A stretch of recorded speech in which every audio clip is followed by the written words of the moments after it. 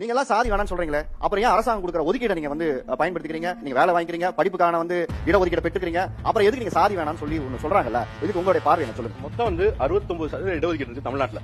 இந்த 69ல பட்டியலின மக்களுக்கு 18% தான். 1% வந்து பழங்குடியினருக்கு. மிச்சம் 50% அனுபவிக்கிறது யாரு? நீங்க எல்லாரும் தான். பிசி அண்ட் எம்பிசிங்கிறது வந்து நம்ம பெரும்பான்மையான ஜாதிகள் வந்துரும். குறிப்பாக ஜாதி பெருமையை பேசிக்கிட்டு இருக்கிற ஆட்களுடைய எல்லா ஜாதியும் கிட்டத்தட்ட அது அடையிடும். முதல்ல புரிதல் என்ன இல்லைன்னா, நமக்கு 50% இருக்குன்னே தெரியாம 18% வாங்குறவர்களுக்கு எதிராக பேசுறதாக புரிஞ்சுட்டு யானை தாந்தல மண்ணலி போகுதுன்னு ஒரு கதை இருக்குல்ல, அதான் இடஒதுக்கீடு எதிரான மனநிலை. சமூக அந்தஸ்துங்கிறது எப்படி வரும்? உங்களுக்கு யாரெல்லாம் ஃப்ரெண்ட்ஸ் இருப்பாங்க? நடிகர்கள் நிறைய பேர் ஃப்ரெண்ட்ஸ் இருப்பாங்க, நிறைய இயக்குநர்கள் ஃப்ரெண்ட்ஸ் இருப்பாங்க. உங்களுடைய சமூக அந்தஸ்து அது. என்னால சினிமாவில் உடனே வந்து எல்லாரும் கான்டாக்ட் எனக்கு இருக்குமா? எனக்கு இருக்காது. அப்ப படிச்சிருந்தா படித்தவர்களுக்கு யாரெல்லாம் கான்டாக்ட் இருப்பாங்க? ஒரு தலைமுறை படிச்சிருக்கு, அடுத்த தலைமுறை படிக்குது, அதுக்கு அடுத்த தலைமுறை படிக்குது. அப்ப அந்த ஜாதியின் காரணமாக கல்வி கிடைச்சிருக்கு, நல்ல மரியாதை கிடைச்சிருக்கு. அப்ப அவர் எங்க இருப்பாரு? அவர் சுத்தி இருக்கிறவங்க யாரெல்லாம் இருப்பாங்க? டாக்டர் இருப்பாங்க, ஜட்ஜ் இருப்பாரு, ஒரு ஐஏஎஸ் ஆபீசர் இருப்பாரு, ஐபிஎஸ் ஆபீசர் இருப்பாரு. படித்த சமூகத்தின் வழியா படிப்பு மறுக்கப்பட்ட சமூகம் டாக்டர் இருப்பாரா?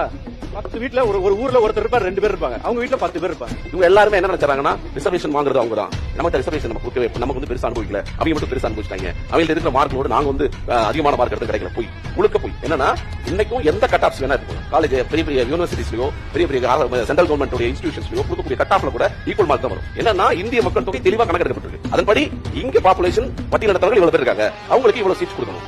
பிற்படுத்தப்பட்டவர்களுக்கு இவ்வளவு பேர் இருக்காங்க, அவங்களுக்கு கொடுக்கணும்னு போராடி இன்னைக்கு வரைக்கும் இந்திய அளவில் ஏமாற்றப்படுவதும் பிற்படுத்தப்பட்டவர்கள். இந்திய அளவில் 14-20% பாப்புலேஷன் இருக்கக்கூடிய பட்டியலினத்தவர்கள். அந்த பட்டியலினத்தவர்களுக்கு அரசு பணிகளையும் இதிலையும் அந்த ரிசர்வேஷன் கொடுக்கப்படுது. பிற்படுத்தப்பட்டவர்கள் கிட்டத்தட்ட ஒரு 60% இருப்பாங்க.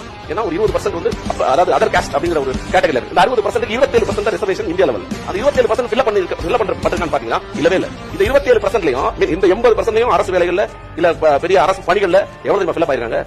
25-30% தான் ஃபில் ஆயிருக்காங்க. அவங்களோட இடத்த எந்த காரணம் கொண்டும் பட்டியல் எடுத்தவங்க பிடிக்கவே இல்லை. பிடிச்சது எல்லாமே அதர் காஸ்ட் சொல்லக்கூடிய மேல உள்ளாங்க. இவங்களுக்கு 1% கூட கோபம் அவங்க மேல வரவே இல்லை.